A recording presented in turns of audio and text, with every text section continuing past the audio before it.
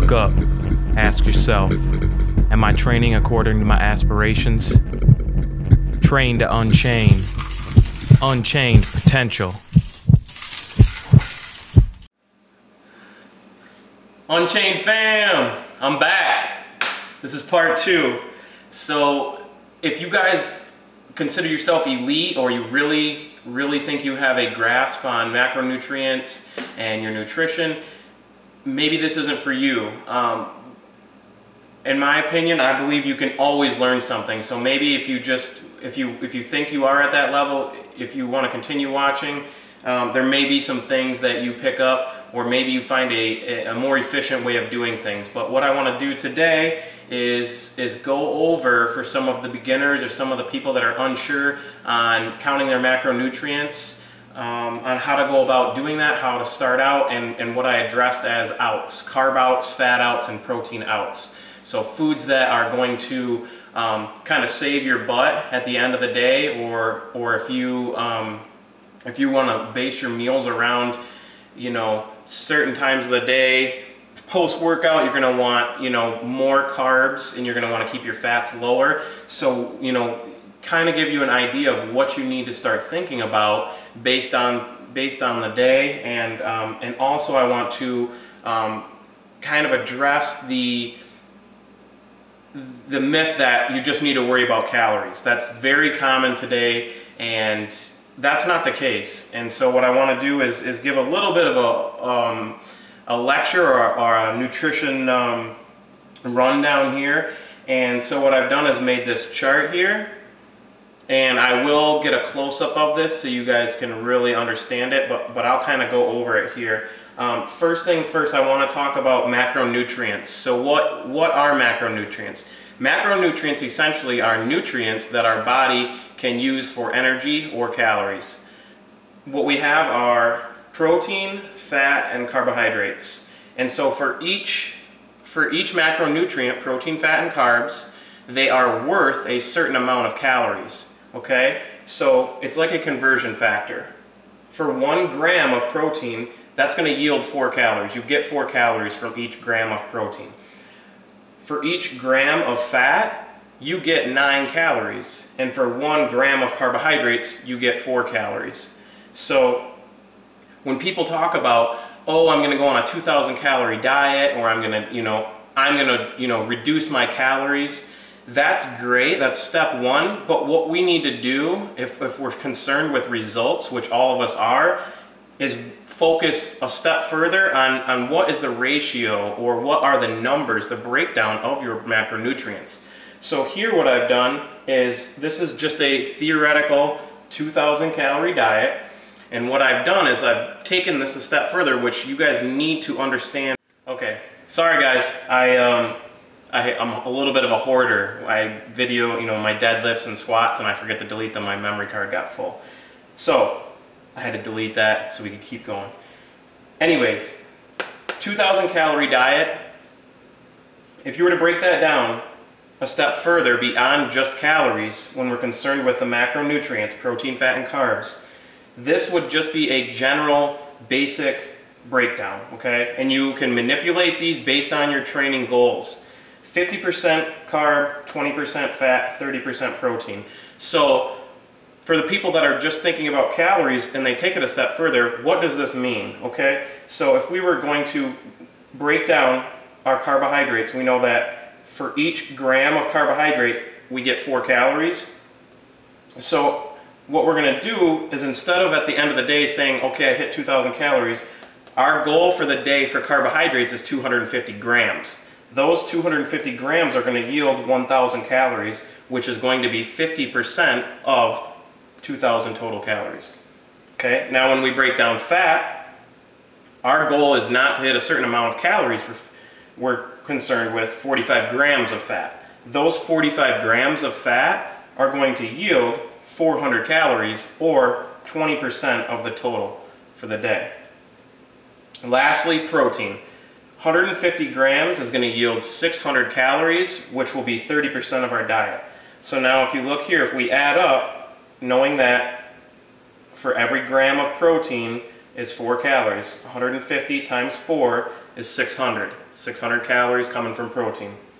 For fat, 45 grams of fat. For every 1 gram of fat, we have 9 calories. 45 times 9, roughly 400, 20%. For carbohydrates, 250 grams. For every 1 gram of carbs, we have 4 calories. So 250 times 4 equals 1,000. 600 plus 400 plus 1,000. I wasn't good at math, but I believe it's 2,000. Okay? So now that you guys have a better understanding of what makes up calories, the macronutrients, how we actually come up with those, remember, 1 gram of protein is 4 calories, 1 gram of fat is 9 calories, 1 gram of carbohydrates is 4 calories. So now that you have a decent understanding of what the macronutrients are, and you have a better understanding of how do I break down, if let's say theoretically I was going to do a 2,000 calorie diet, how to kind of distribute and manipulate based on percentages to come up with that 2,000. Now what I want to do is to show you why it's not just about calories. And so how I'm going to do that is I'm going to compare 2 different foods that are almost identical in total calories. They're both almost 180, and they have completely different macronutrient profiles. Okay, so item number 1, peanut butter. Okay, so I've already went ahead and broke this down. Peanut butter has, peanut butter has 7 grams of protein, 15 grams of fat, and 8 grams of carbs, for a total of 180 calories. Item 2, pizza crust. Okay?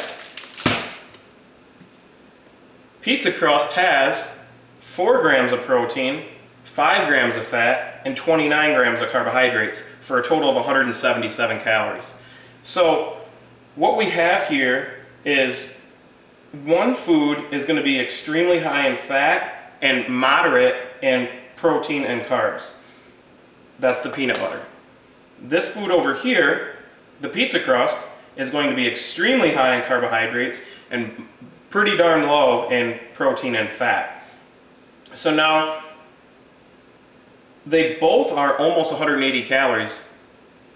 If we tie this back into this idea here of total calories for the day, the person who's saying, okay, I just want to hit 2,000 calories, if you ate foods that were all similar to this, high carb, low fat, low protein, or foods that were all like this, high fat, moderate carb, moderate protein, the breakdown, the percentages of your macronutrients are going to look extremely different, and they're going to also yield different results.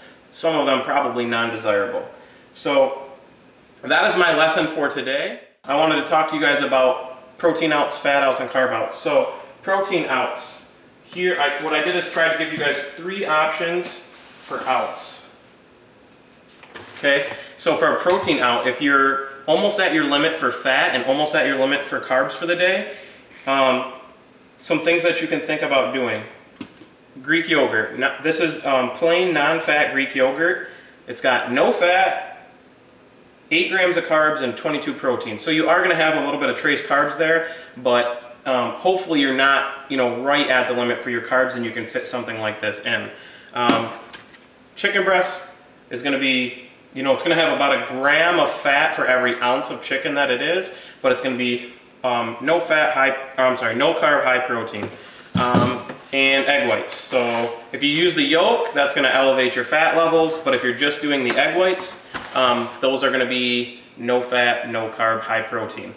So those are 3 foods if you are looking for ways to increase your protein, or you're at the limits of your fat and carbs and you're looking for your protein out.